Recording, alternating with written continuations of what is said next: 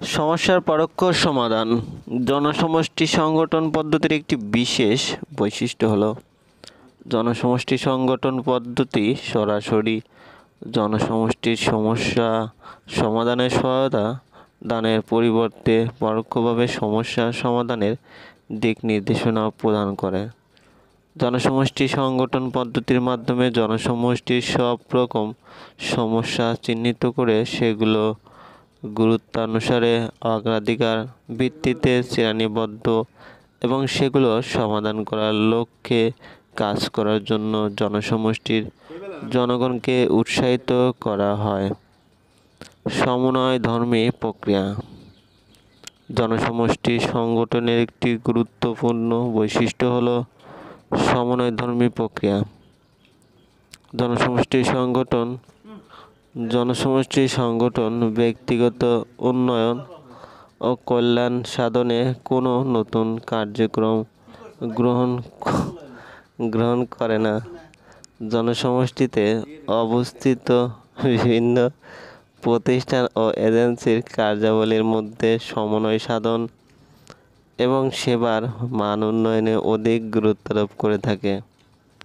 আর এই কারণে জনসমষ্টি সংগঠন পদ্ধতি অপেক্ষাকৃত উন্নত সমাজ ব্যবস্থায় বেশি মাত্রায় প্রয়োগ করা হয়, যেখানে সমাজ সেবামূলক কর্মসূচি গৃহীত ও বাস্তবায়িত হচ্ছে। জনসমষ্টি সংগঠন পদ্ধতির কেন্দ্রবিন্দু হল জনসমষ্টি ও সংগঠন। জনসমষ্টি সংগঠন পদ্ধতির একটি উল্লেখযোগ্য বৈশিষ্ট্য হল এর কেন্দ্রবিন্দু জনসমষ্টি এবং সংগঠন। জনসমষ্টি সংগঠন পদ্ধতিতে ব্যক্তি ও দলের পরিবর্তে সংগঠন এবং জনসমষ্টিকে সেবা গ্রহীতা হিসেবে চিহ্নিত করে কার্যকর মানবিক সেবা প্রদানের প্রচেষ্টা চালানো হয়। জনসমষ্টি সমাজকর্ম সংগঠন পদ্ধতি অনুশীলন হলে সংগঠন এবং জনসমষ্টিতে পরিকল্পিত পরিবর্তন সাধনের পেশাগত নির্দেশনায় পরিচালিত হস্তক্ষেপের নকশা। আন্তঃদলীয় কর্ম প্রক্রিয়া। পেশাদার সমাজকর্মের ব্যক্তি সমাজকর্ম পদ্ধতিতে আন্তঃব্যক্তিক সম্পর্ক উন্নয়ন।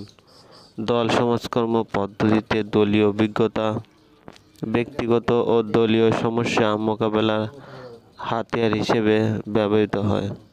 অপরদিকে জনসমষ্টি সংগঠন হচ্ছে আন্তঃদলীয় প্রক্রিয়া, যা তার পদ্ধতির একটি গুরুত্বপূর্ণ বৈশিষ্ট্য। এ প্রক্রিয়ার মাধ্যমে জনসমষ্টির বিভিন্ন এজেন্সি ও সম্পদের ব্যবহার এবং আন্তঃদলীয় সম্পর্ক উন্নয়নের মাধ্যমে জনসমষ্টির বিভিন্ন সমস্যা সমাধানের চেষ্টা চালানো হয়।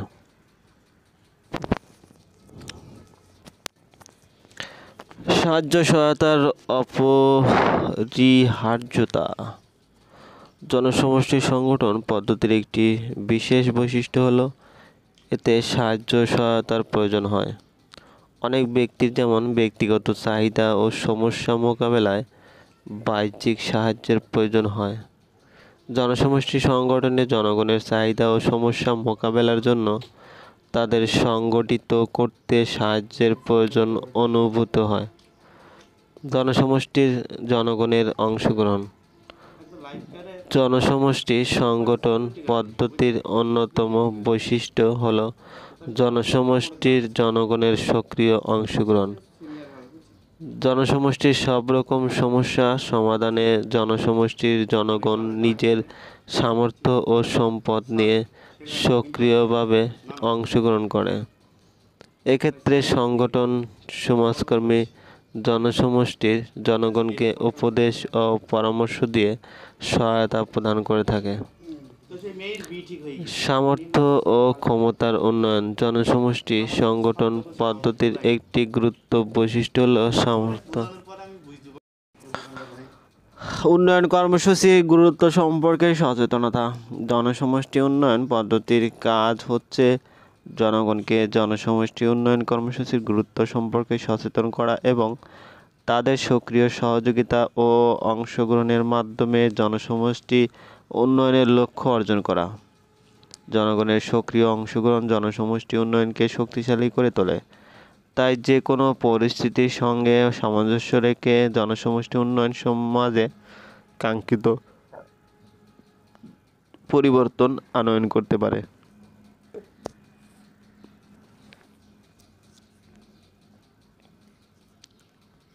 বাহ্যিক প্রতিনিধি প্রক্রিয়া। বাহ্যিক প্রক্রিয়ায় জনসমষ্টির বাইরের কোনো প্রতিনিধি জনসমষ্টি উন্নয়নে বিভিন্ন কর্মসূচি গ্রহণ ও বাস্তবায়ন করে।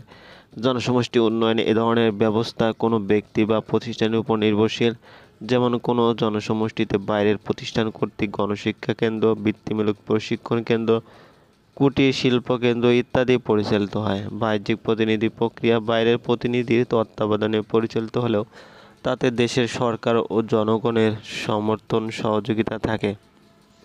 জনগণের অংশগ্রহণ ব্যতীত কোনো কার্যক্রম গ্রহণ ও বাস্তবায়ন সম্ভব নয় বলে এই ধরনের কার্যক্রমেও জনগণের সচেতনতা আনয়ন ও অংশগ্রহণের জন্য বিভিন্ন পদক্ষেপ গ্রহণ করা হয়। সুতরাং এ কৌশল প্রয়োগের মাধ্যমে জনসমষ্টির পরিকল্পিত পরিবর্তন আনয়ন করা সম্ভব। বহুমুখী প্রক্রিয়া। বহুমুখী প্রক্রিয়া জনসমষ্টি উন্নয়ন সাধনে গুরুত্বপূর্ণ ভূমিকা পালন করে। তাতে বিভিন্ন সমস্যা একই সময়ে মোকাবেলা করা সম্ভব এবং একই সময়ে সমাজ জীবনের বিভিন্ন দিকের উন্নয়ন সাধন করা সম্ভব। এছাড়া এ প্রক্রিয়ায় সমাজ জীবনের বিভিন্ন সমস্যা ও প্রয়োজনের প্রেক্ষিতে বহুমুখী সেবা কার্যক্রম পরিচালনা করে। ফলে এর মাধ্যমে জনসমষ্টির সামগ্রিক পরিবর্তন আসে।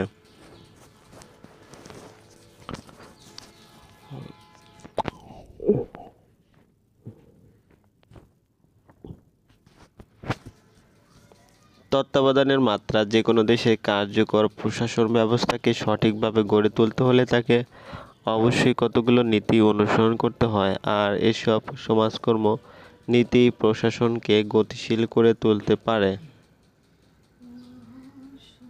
কারণ এ নীতিতে একজন ব্যক্তি কর্তৃক সর্বোচ্চ যতজনকে তত্ত্বাবধানে করা সম্ভব হয় তা নিরূপিত হয়, আর এ সংখ্যা কাজের প্রকৃত দক্ষতার মাত্রা দ্বারা নির্ধারিত হয়। দায়িত্ব ও কর্তব্য নির্ধারণ নীতি। সামাজিক প্রশাসনের আওতায় প্রতিষ্ঠানের পরিধি এবং কর্মচারীদের দায়িত্ব ও কর্তব্য সুস্পষ্টভাবে বর্ণিত থাকে বাঞ্ছনীয়। এ নীতি প্রশাসনিক কর্মচারীদের নিজ নিজ দায়িত্বের ব্যাপারে সচেতন রাখে। কার্যনীতি। সামাজিক প্রশাসনের অন্যতম নীতি হচ্ছে কার্যনীতি। কারণ এ নীতির মাধ্যমে ব্যক্তির যোগ্যতা ও সামর্থ্যের মধ্যে সহজে পার্থক্য নির্ণয় করা যায়। তাই এ নীতি অনুযায়ী ব্যক্তির যোগ্যতা ও দক্ষতা অনুসারে প্রশাসনে তার দায়িত্ব সুনির্দিষ্ট থাকে, আর উক্ত ব্যক্তি প্রশাসনের নিকট থেকে তার আরোপিত সকল দায়িত্ব অত্যন্ত গুরুত্বের সাথে পালন করে থাকে। ব্যক্তির মূল্য ও মর্যাদার স্বীকৃতি। সামাজিক প্রশাসন বিশ্বাস করে যে বিভিন্ন এজেন্সির পরিচালনাধীন কর্মসূচির সেবা গ্রহীতাদের নিজস্ব মূল্য ও মর্যাদা রয়েছে। এজন্য তাদের মূল্য ও মর্যাদার স্বীকৃতি প্রদান করা সামাজিক প্রশাসনের অন্যতম নীতি। সামাজিক সমাজ কল্যাণ প্রশাসন। সামাজিক বা সমাজকল্যাণ প্রশাসন বলতে সমাজকর্মের সহায়ক পদ্ধতিসমূহের এমন এক পদ্ধতিকে বোঝায় যার মাধ্যমে সামাজিক প্রতিষ্ঠানাদি সমাজকর্ম কার্যাবলী সাধনে প্রত্যক্ষভাবে জড়িত থাকে। অন্যভাবে বলা যায় যে পদ্ধতির সাহায্যে সামাজিক নীতিকে সমাজ কল্যাণে পরিণত করে এর মূল্যায়ন ও রূপান্তর করা হয় তাকে সামাজিক প্রশাসন বা সমাজ কল্যাণ প্রশাসন বলা হয়। আর এইচ কার্টেজের মতে সামাজিক বা সমাজ কল্যাণ প্রশাসন সামাজিক নীতিকে সমাজসেবায় রূপান্তরিত করার এমন এক প্রক্রিয়া যেখানে বাস্তব অভিজ্ঞতার আলোকে নীতি বা পদ্ধতি সংশোধন করা হয়। ডব্লিউ.এ. ফ্রিডল্যান্ডের ভাষায় সামাজিক প্রতিষ্ঠানকে সংগঠিত এবং পরিচালনা করার একটি প্রক্রিয়া হচ্ছে সামাজিক বা সমাজ কল্যাণ প্রশাসন।